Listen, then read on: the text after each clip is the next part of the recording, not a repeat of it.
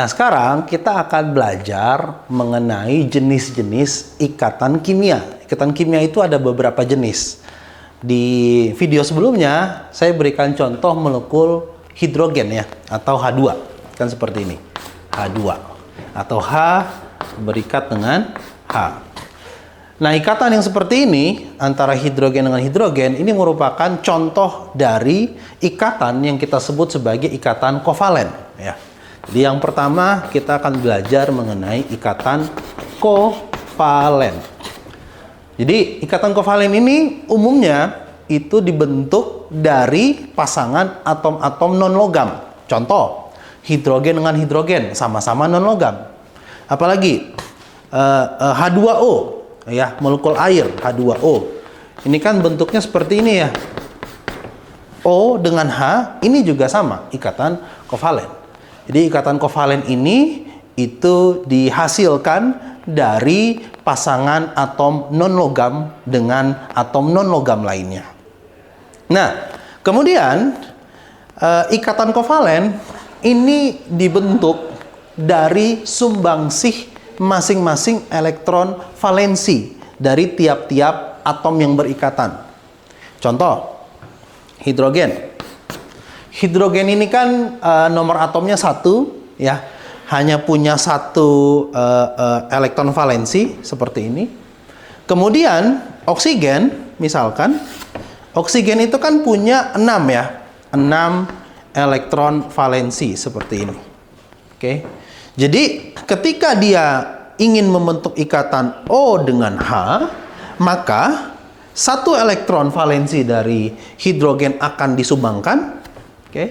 1 elektron valensi dari oksigen akan disumbangkan, sehingga membentuk 1 ikatan seperti ini. Jadi, kalau nanti teman-teman lihat ada 1 ikatan yang seperti ini, 1 garis seperti ini sebenarnya 1 ikatan kovalen yang terdiri dari 2 elektron valensi. 1 dari hidrogen, 1 dari oksigen. Pemakaian bersama elektron valensi. Kemudian, yang kedua itu kita kenal sebagai ikatan ionik ya.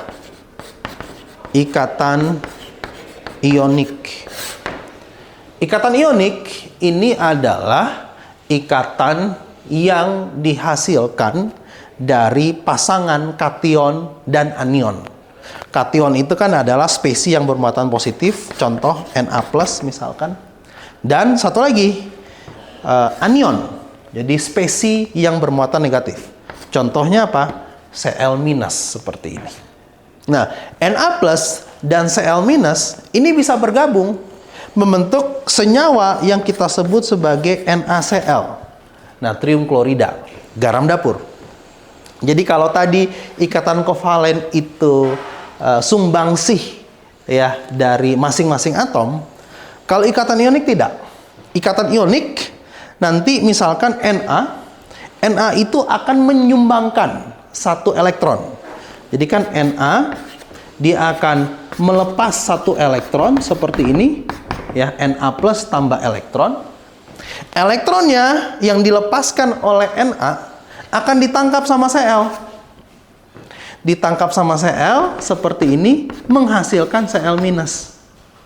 Positif, negatif, terjadi tarik-menarik membentuk ikatan ionik dan kemudian menjadi senyawa natrium klorida. Dan yang terakhir itu ada di kotak kecil di sini ya. Ada namanya ikatan logam. Nah, ini ikatan yang terbentuk antar atom-atom yang sifatnya logam. Contohnya apa? Besi, apalagi nikel, ya, timah dan seterusnya. Jadi logam itu kan atomnya sama-sama atom netral. Katakanlah besi. Besi itu kan atomnya tersusun dengan rapih seperti ini, ya. Dan logam itu umumnya bersifat konduktif. Jadi nanti kita tahu bahwa dalam satu atom itu ada inti yang bermuatan positif seperti ini. Kemudian nanti elektronnya itu akan bergerak dengan bebasnya antara mengelilingi atom-atom yang membentuk padatan logam. Jadi model yang seperti ini kita sebut sebagai model Sea of Electrons atau model lautan elektron. Jadi seolah-olah ini pusat-pusat atom yang bermuatan positif kemudian disatukan oleh lautan elektron. Elektron yang bergerak dengan bebas di antara atom-atom yang membentuk padatan logam. Jadi kita punya setidaknya 3 jenis ikatan kimia yang kita pelajari.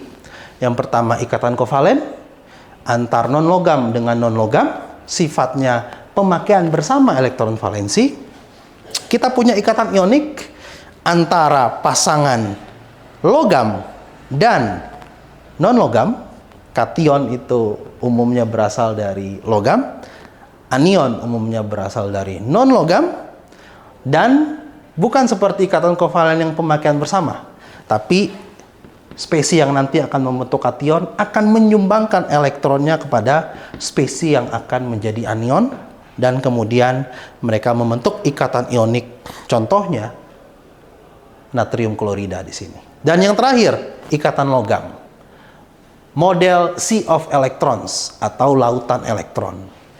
Jadi kita punya ikatan logam, ikatan kovalen, dan ikatan ionik. Itu.